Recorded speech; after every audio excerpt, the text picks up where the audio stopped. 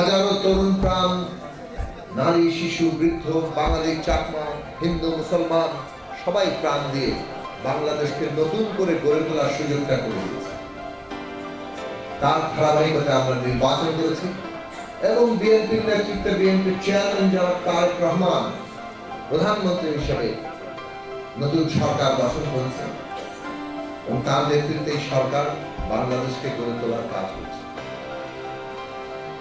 আজকে সমস্ত জনগণকে, এখানে সরকার আছে, বিরোধী দল আছে, কিন্তু আমাদের সম্মিলিতভাবেই দেশটাকে গড়ে তুলতে হবে। দেশ গড়ে তোলার কাজটা কারো একক নয়, সবার সম্মিলিত অংশগ্রহণ করা যায় এবং সেইটা যদি আমরা গণতান্ত্রিক প্রক্রিয়ায় নিশ্চিত করতে পারি, তাহলে বাংলাদেশের সামনে যেমন অনেক চ্যালেঞ্জ আছে, তেমনি আবার অপার সম্ভাবনা আছে। আমরা একটা বৈরী আন্তর্জাতিক পরিস্থিতির মধ্যে এই মুহূর্তে অবস্থান করছি এবং এই বৈরী আন্তর্জাতিক পরিস্থিতির কারণে আমাদের সামনে অনেকগুলো নতুন নতুন চ্যালেঞ্জ। সবাই আপনারা এগুলো জানেন, জ্বালানি তেল থেকে শুরু করে আমদানি, নানা কিছু মানুষের জীবনযাপনকে ব্যাপকভাবে কম। এই মুহূর্তে আমাদের দরকার ধৈর্য এবং আমাদের ঐক্য। বর্তমান সরকার এই যে বৈরী পরিস্থিতির মধ্যে কিভাবে বাংলাদেশকে এগিয়ে নিয়ে যেতে হবে সেই ব্যাপারে সর্বোচ্চ সজাগ আছে এবং সর্বোচ্চ উদ্যোগ নেওয়ার চেষ্টা করছে। একই সাথে আমরা আমাদের বিদ্রোহীদের এই যে প্রতিষ্ঠানগুলোকে ধ্বংস করে দেওয়া হচ্ছে, আমাদের এখানে ব্যাংক ব্যবস্থাপনা পুরোপুরি বিপর্যয়গ্রস্ত করে দেওয়া হচ্ছে, অর্থনীতিকে একটা খাদের কিনারে নিয়ে যাওয়া হচ্ছে। এই অবস্থান থেকে কিভাবে বাংলাদেশকে আবার আমরা একটা উন্নতির দিকে নিয়ে যাব, কিভাবে একটা বিকশিত অর্থনীতির দিকে নিয়ে যাব, কিভাবে ব্যাংক সহ পুরো আর্থিক ব্যবস্থার উপরে মানুষের আস্থা তৈরি হবে এবং সবশেষে শিক্ষা, স্বাস্থ্য, কর্মসংস্থান ইত্যাদি প্রশ্নে মানুষের জীবনে সত্যিকার উন্নতি তৈরি।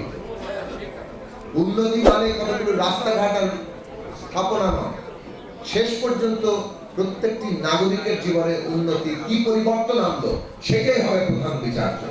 সেই জায়গা থেকে আপনারা লক্ষ্য করবেন বর্তমান সরকার তার যে অঙ্গীকার, ফ্যামিলি কার্ড, কৃষি কার্ড, কৃষি ঋণ মওকুফ, ইমাম সাহেব সহ সকল ধর্মের পুরোহিতদের তাদের নির্দিষ্ট পাতা, এগুলো যা কিছু সামাজিক সুরক্ষার প্রশ্নে ঘোষণা দিয়েছিল, সবার আগে সেগুলো বাস্তবায়নের জন্য অতি দ্রুত এবং কার্যকর উদ্যোগ গ্রহণ করছে।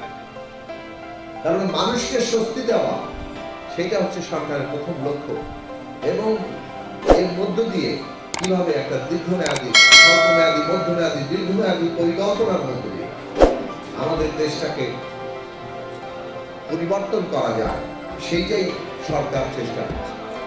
এবং নিঃসন্দেহে নারায়ণগঞ্জ বাংলাদেশের অর্থনীতির, আমাদের উৎপাদনশীল অর্থনীতির অন্যতম গুরুত্বপূর্ণ জায়গা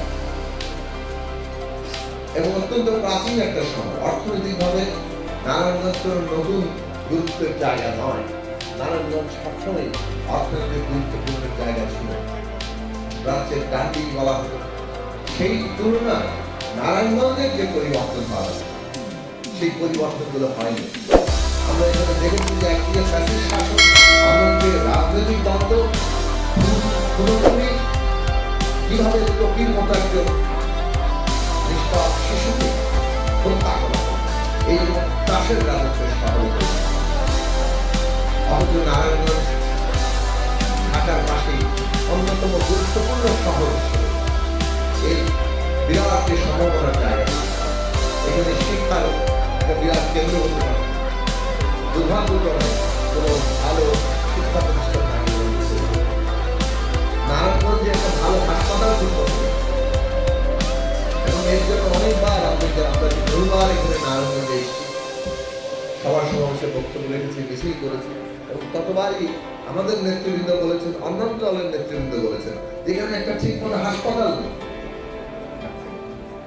তো এই যে বাস্তবতা কিংবা শহরের ট্রাফিক ব্যবস্থাপনা, এই সব বিষয়গুলি নারায়ণগঞ্জের যারা নেতৃবৃন্দ আছেন, আপনারা সিটি কর্পোরেশনের নতুন প্রশাসক নিয়োগ হয়েছে, আপনাদের উচিত হবে দ্রুততম সময়ের মধ্যে ঠিকঠাক মতো আসল সমস্যাগুলো সমাধানের পাশাপাশি একটা পরিকল্পনা গ্রহণ করা, এমন পরিকল্পনা যাতে করে এই শহরের সমস্যাগুলোকে কিছুটা দীর্ঘমেয়াদে সমাধান আমরা করতে পারি। মানে টুকটাক সমাধান না, একটা দীর্ঘমেয়াদের সমাধান করা, সেই জায়গাগুলো পরিকল্পনা আপনারা করেন।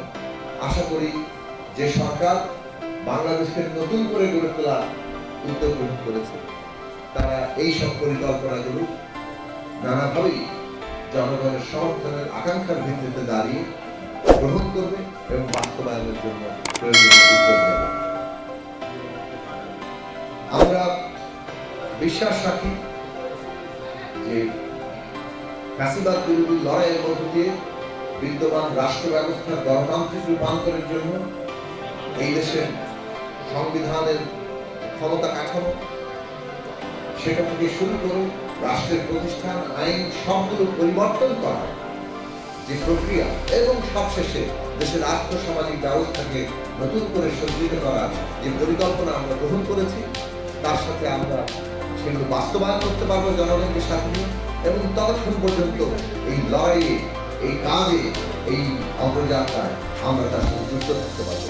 আমরা আপনাদের প্রত্যেকের সহযোগিতা চাই এবং এই সহযোগিতা